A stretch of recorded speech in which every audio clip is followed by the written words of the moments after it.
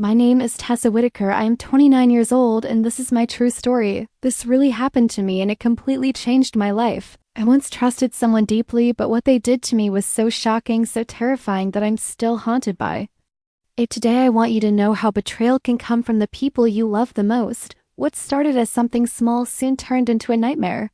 I never imagined. If you really want to know how it all happened, then stay with me till the very end, because my story will leave you speechless. Don't forget to like, share, and subscribe. And remember, this story is written and edited by Dark Lifeside Diaries. It all started one rainy evening in the fall when I had just moved into my new apartment.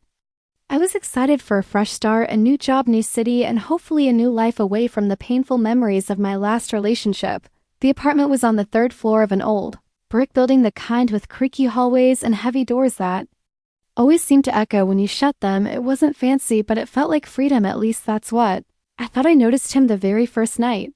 A tall, pale man standing in the alley across the street, his figure dimly lit by the flickering street lamp. At first I brushed it off, thinking he was just some neighbor smoking late at night, but as the days passed I realized he was always there, standing, watching, not moving. It didn't matter if it was morning, evening, or late at night. Every time I glanced out of my window, I would catch him staring up at me, his face hidden in shadow. At first I told myself I was being paranoid. After all, it was a big city and people came and went. But the strange thing was, he never came closer, never walked away. He just stood there like a ghost, rooted in place. One night, as I was coming back from work, I felt that prickling sensation on the back of my neck, the one that tells you someone is following you. I turned around quickly, but the street was empty except for him standing 2 blocks away, half hidden behind a lamppost. My stomach dropped and I hurried inside, locking the door behind me. That night I couldn't sleep. My heart pounded every time I thought about him. Who was he? Why was he watching me? The next morning I convinced myself it was just a coincidence until I saw something that made my blood run cold. On my doorstep, tucked neatly under the doormat, was a single folded piece of paper. No envelope, no name, just a message, written in shaky handwriting. You look beautiful when you're scared. My hands trembled as I read it. Someone had been close enough to my door, close enough to know when I came home, close enough to see the look on my face when I rushed inside. I tried to laugh it off at work, telling my coworker that maybe it was a prank, but deep down I knew it wasn't a joke. Someone was watching me. That night I called my mom just to hear her voice. I didn't tell her everything, only that the city felt a little strange. She told me to stay strong, to keep the doors locked, and that everything would be fine. I wanted to believe her, but things didn't get better. They got worse. The notes kept coming, slipped under my door, taped to my window. Even inside my mailbox, though it was locked. I know your favorite color. You look lonely when you eat alone. I'm closer than you think. Each note was short, taunting, and personal. He knew things he shouldn't. He knew what I wore, what I ate when I cried, and worst of all, I began to feel him everywhere, even inside my apartment. I could sense eyes on me, though no one was there. I started sleeping with the lights on, clutching a kitchen knife under my pillow, my mind unraveling. Piece by piece, the breaking point came one night when I woke to the sound of my phone buzzing on the nightstand. Groggy, I picked it up and froze. It wasn't a call, it was a photo, sent from an unknown number, a photo of me asleep in my bed, taken just hours before my blood turned to ice. Someone had been inside my apartment while I was sleeping.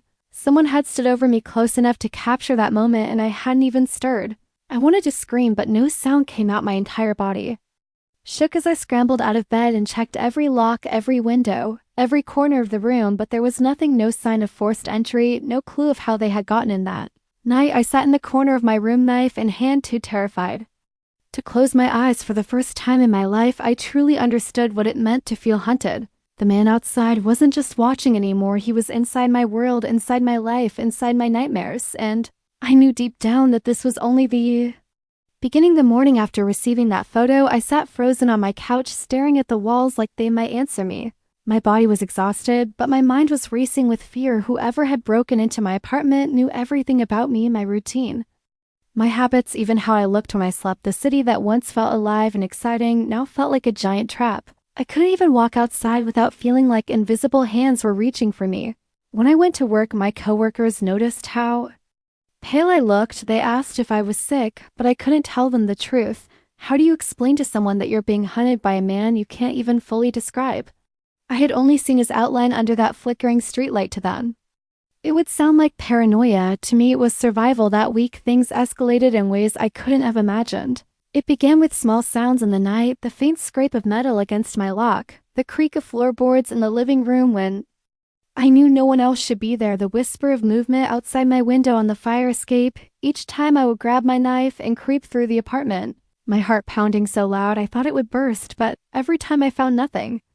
No man, no footprints, just the suffocating silence of being watched. Then the gifts started showing up, first a red ribbon tied around my doorknob, then a dead bird placed carefully on my windowsill, and finally a locket, my locket, the one my grandmother gave me before she died, the one I thought I had lost during my move. How did he have it?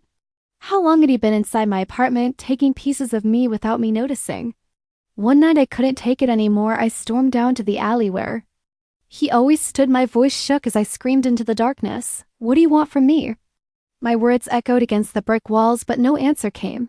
Just silence, then a slow crunch of footsteps. My eyes darted to the shadows, and for the first time I saw a movie, stepped into the dim light of the street lamp, and my breath caught in my throat. His face was pale, almost waxy, his eyes too wide, and unblinking his lips curved into a smile that didn't reach his eyes. He didn't speak, didn't blink, just raised a finger to his lips, signaling me to be quiet. That one gesture sent a wave of terror through me, and I bolted back into my building, slamming the door shut behind me. Called the police that night, hands trembling as I'd lie.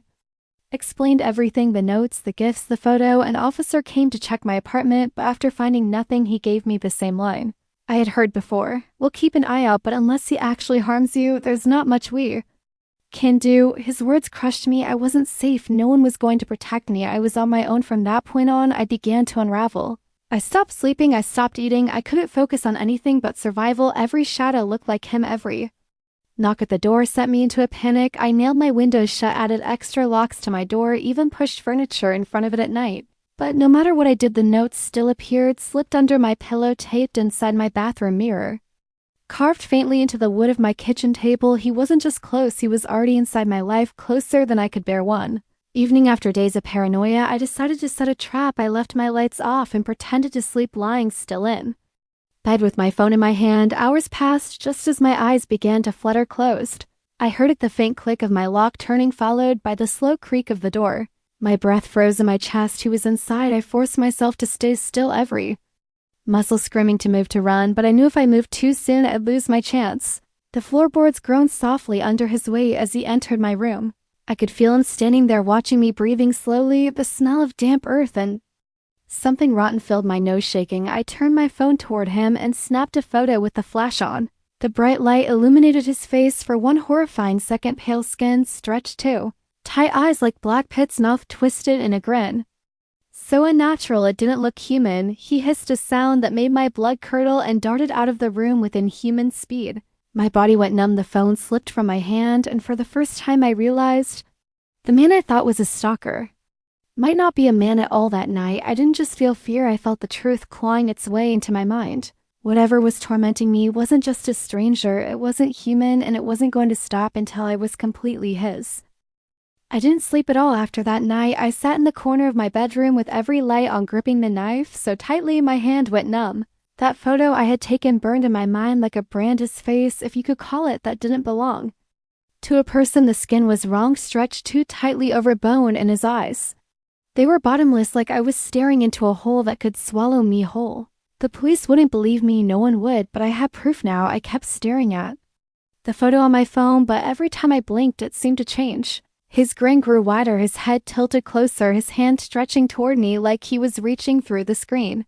Terrified, I deleted it, but when I checked my gallery again, it was still there, multiplied, dozens of versions of his face, all slightly different, all staring straight at me. From that moment, I knew my phone, my apartment, even my mind weren't safe anymore. He was inside everything. I tried to leave the city, but it didn't matter. I packed a bag and drove 3 hours to a motel in the middle of nowhere, but when I opened the nightstand drawer beside the bed, there was another note in the same jagged handwriting. Running only makes it better. My heart nearly stopped. He had followed me, or worse, he had never left me at all. He was a shadow stitched to my soul. The days blurred together. I stopped showing up to work. I stopped answering my friends' calls. All I did was lock myself away, trying to stay awake, because whenever I closed my eyes, he was there, sometimes outside my window, sometimes standing over my bed, sometimes whispering my name in a voice that slithered into my bones. Tessa. Tessa, you're mine. His words weren't loud.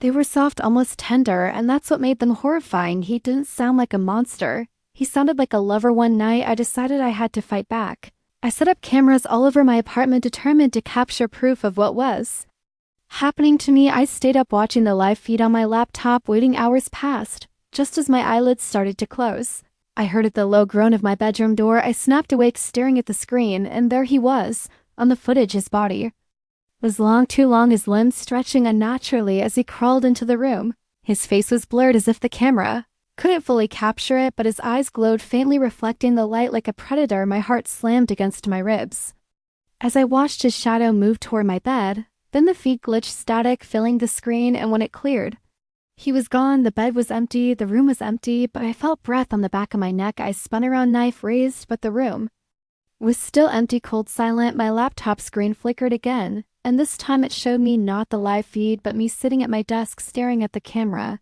Except I wasn't moving, I wasn't blinking, and behind me in the video, he was there, leaning down, his lips brushing my ear, whispering something. I couldn't hear. My blood ran cold. The video wasn't recording what was happening. It was recording what was about to happen. From then on, the line between reality and nightmare collapsed. I started seeing him in reflections, in mirrors and windows, in the black screen of my TV when it was off. He never spoke in those moments. He just watched, smiling as though waiting for me to break, and I was breaking. I hadn't eaten in days. My skin was pale, my body trembling constantly, but the worst part wasn't the fear, it was the pull. Some sick part of me wanted to listen to him, to give in, to let him take whatever he wanted. I could feel him inside my head, whispering thoughts that weren't mine, planting images that didn't belong to me. The final straw came when I woke up to find words carved into my wall above my bed. They weren't written in ink or paint, they were gouged deep into the plaster as though burned into it. Say yes, and it ends. I fell to my knees sobbing. I didn't know what he wanted me to agree to, but I understood one thing. He wouldn't stop until I did. My fear wasn't just survival anymore, it was a choice. Do I keep resisting until he destroys me, or do I finally surrender and see what lies beyond the darkness he was offering? That night, as I sat trembling on the floor, I heard him whisper again, not outside, not in my room, not in a reflection. Inside me, his voice wrapped around my thoughts like a chain. Part of you already belongs to me, Tessa. The rest will follow. And for the first time, I believed him. The night I finally broke, the world outside was silent, too silent, like it was holding its breath for what was about to happen. I had barricaded every door and window, but I knew it was useless. He didn't need doors, he didn't need locks, he had already found his way inside me. The carved words above my bed stared down at me. Say yes, and it ends. My body trembled as if my soul were caught between two cliffs, one of life and one of death, and beneath me there was nothing but his endless, hungry darkness. I sat on the floor, clutching the knife I had carried for weeks. My hand shook so violently I nearly dropped it. What do you want? I whispered into the emptiness, my throat raw, and then for the first time he answered aloud. His voice came from everywhere, the walls, the floor, the air itself. Not your body, Tessa, that's too small. I want what makes you. You. My stomach twisted as I realized he didn't just want me dead, he wanted my soul. The lights in the room began to flicker, buzzing, popping until the apartment was drowned in shadows. My phone lit up on its own, the gallery opening, dozens, hundreds of photos filled the screen, every one of me. Some were from my own camera, but most weren't. Pictures of me sleeping, pictures of me eating, pictures of me crying on the bathroom floor, pictures I never took. He had been watching from every angle, every moment of my life, and now he was showing me just how completely he owned me. Dropped the knife and screamed. My body felt like it was burning from the inside out. The shadows in the corners began to crawl toward me, stretching across the floor like black hands reaching for my skin. And then I saw him, not outside the window, not in the reflection, not on the screen. He stepped out of the darkness itself, towering over me. His body was impossibly tall, his limbs crooked and bending at wrong angles, his face half human, half something else, something ancient. His eyes were bottomless pits that swallowed all the light in the room, and his grin was wider than any face should allow. I tried to run, but my legs wouldn't move. He leaned down, inches from my face, his breath icy against my skin. Say it, Tessa, say yes. His whisper crawled under my skin, pressing against my ribs like a heartbeat that wasn't mine. Tears blurred my vision as I whispered back, no. But my voice cracked and he only smiled wider. He placed one long clawed finger under my chin, tilting my face upward until my eyes met his void-like stare. "You already have." The moment he spoke, the room shattered, the walls peeled away like paper, the ceiling dissolved into a starless void, and I was falling screaming. My body dropped into an endless black pit, but I never hit the ground. Instead, I landed in a mirror. My own reflection stared back at me, except it wasn't me anymore. My reflection smiled.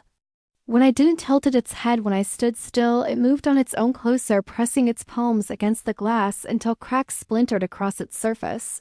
Then it whispered my own voice back at me, "You belong to him now, I don't know." How long I stayed there, hours, days, or years, time doesn't work the same where he took me, but when I opened my eyes again, I was back in my apartment. Everything looked normal, but I wasn't. The knife was gone, the carvings on the wall vanished, and the shadows no longer moved. My phone buzzed, and when I picked it up, there was a single new photo in the gallery. Me smiling, standing right behind myself. I ran to the mirror, desperate to see if I was still me. But when I stared at my reflection, it blinked a second too late. Its grin stretched wider than mine. I slammed my hands against the glass, screaming, but my reflection didn't follow. It just laughed silently, its teeth sharp and wrong. That's when I realized I wasn't in the world anymore. I was trapped behind the glass. The thing wearing my face was free, walking in my skin, living my life. If you're hearing this, if you're watching me now, it isn't me. It's him wearing what's left of me like a mask, and sooner or later, he's going to want another, someone new to take with him into the dark, someone like you. So if you ever see a stranger watching you, smiling too wide, moving too slowly, don't look back, don't speak, don't let him in, because once you do, you'll never escape, and the worst part is you'll never even know it happened.